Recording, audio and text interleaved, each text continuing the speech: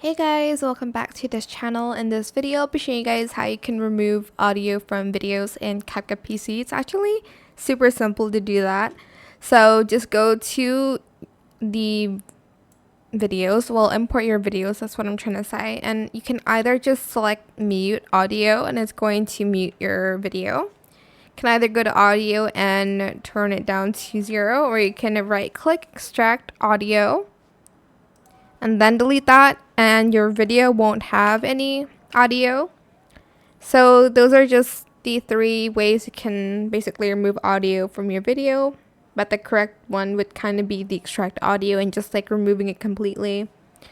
That is it for this video. I hope it was helpful for you guys. Don't forget to like, comment, share, and also subscribe to this channel if you haven't done that already. If you have any more questions about this video, just leave it in the comment section down below. I'll try my best to answer them all for you guys, and if you found this video helpful, please click the thanks button as well. That is it. Thank you so much for watching. Bye.